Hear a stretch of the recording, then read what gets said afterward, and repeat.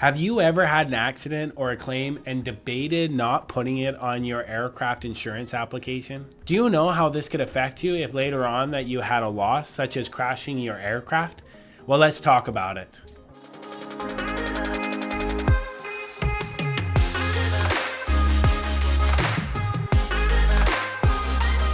When an individual applies for insurance, they have a duty to disclose all relevant information and be honest in answering each and every question on the aircraft insurance application. Failing to do so can be what's called misrepresentation, which may lead the aviation insurance company to void the policy or deny you coverage. I want to read what one aviation insurance company has to say about misrepresentation in their insurance policy wording. We will not pay under any of the coverages for any loss, damage, or liability, and this policy will be voided in its entirety if you deliberately concealed or misrepresented any fact material to the insurance provided by this policy, whether you so concealed or misrepresented either before or after a loss has occurred. What this essentially means is if you conceal or misrepresent any material fact, then your policy may be void and you may no longer have any coverage. Since this is an aviation channel and that we're always talking about aviation insurance, I want to break this down a little for you. What are some ways that an aircraft owner could cause misrepresentation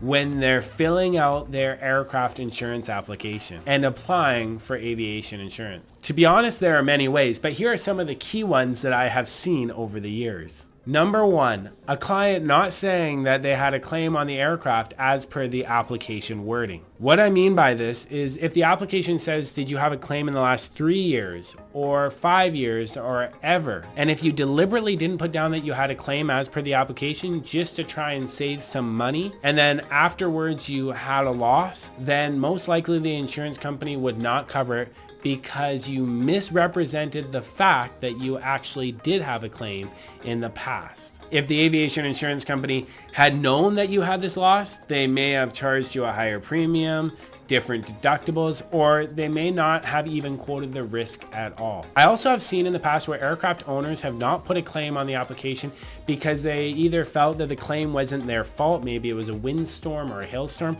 or that it was another pilot that was flying their aircraft and crashed the aircraft. Or there also was a case where an individual was filling out the application and they read, did you have a claim in the last 5 years?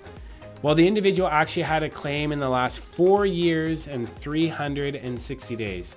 So that individual thought to themselves, oh, it's close enough anyway. I'm just going to put that I didn't have a claim in the last 5 years. Now, all of these situations really matter. And in these cases, these individuals most likely should have put that they had a claim on their aircraft application. Now, for example, the individual that thought that they only had 5 days left before it had been 5 years thought to themselves that they would leave this off of the application because it was close enough to 5 years.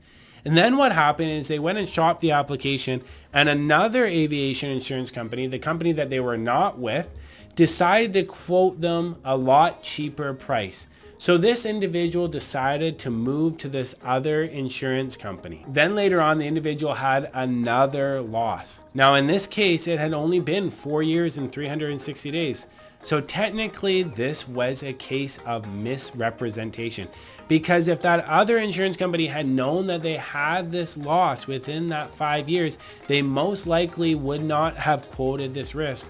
Or if they did quote the risk, they probably would have charged a higher premium. That is why it's always best, if you're unsure whether to put it on the application, whether you've had a claim or not, just make sure that you put it on the application, or talk to your aviation insurance broker and they will be able to help you out with this. Number two, stating that you have a higher license than you actually have. For example, what I have seen is where there's a student pilot who's about to get their private pilot's license and buy an aircraft.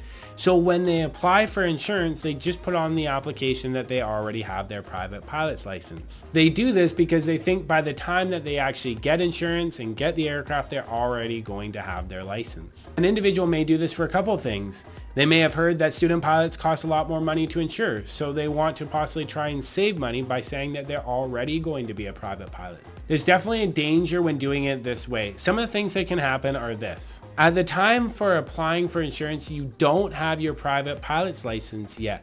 So technically, when you're filling out the aircraft insurance application and you put that you have a private pilot's license, although you only have a student pilot's license, you are actually giving wrong information on your application. And then the other situation is you could possibly end up taking longer than you realize to get your private pilot's license. What could happen is afterwards you could end up buying the aircraft and the insurance, and then one day you get signed out by your flight instructor to go solo in your new aircraft, and you go and have an accident. Well, at this point, you may have forgotten to tell the insurance company that you don't have your private pilot's license yet. In this case, they could possibly deny your loss, because if they had known that you were a student pilot, once again, they would have changed the deductibles, charged a higher premium, or maybe not even quoted the risk at all. That's why it's best to put what type of pilot's license that you have at the time that you're actually applying for your aircraft insurance policy. Number 3, putting the wrong number of hours on make and model for when you're first purchasing an aircraft. This happens quite often because a pilot will estimate what amount of time they will have on make and model before they purchase the aircraft. A lot of times pilots will put 15 or 20 hours on the application on make and model when they're applying for insurance. They do this so that they don't have to pay for the higher premium or do some of the higher checkout requirements when getting a new aircraft insurance policy. Then what happens is the aviation insurance company usually gives them a reduced rate because they already see that they have make and model time, and then they don't put any checkout wording on the actual quote itself. Then what ends up happening is the pilot forgets that they put all this time on there. They end up going with the previous owner in the aircraft. They get maybe 1 or 2 hours dual and they think they're all good. Then they take a look at their quote. There's no checkout training on it. So then they go ahead with the insurance, and then later on they may have an accident.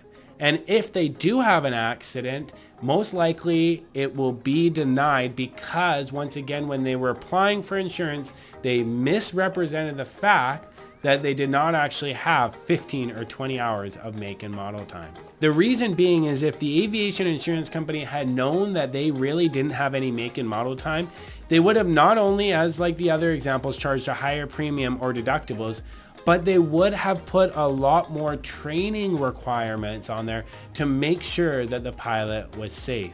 These are just a few examples, but what I really want you as an aircraft owner to take away from this video is this. If you try and skirt around something on the application on purpose, whether it is saying you've never had a claim, not putting the correct license on the application, or saying you have more make and model time than what you actually have when you're applying for insurance for a new aircraft that you want to purchase, etc. You could possibly later on have your claim denied if you were to have a loss, and it could cost you possibly thousands of dollars, tens of thousands of dollars, hundreds of thousands of dollars, maybe even millions of dollars, all because you want to maybe save a couple $100 on your aircraft insurance policy, or maybe even $1,000. That is why it's so important to be honest on your aircraft insurance application and be diligent and read each and every question. Remember, you're paying a lot of money for just a piece of paper when you're buying your aircraft insurance policy. There's no point paying for this piece of paper if you're going to be dishonest and get your claim denied anyway. I know today's topic was a little bit heavier, but I really hope that you enjoyed this video. Stay safe, stay current, and I look forward to seeing you in the next one.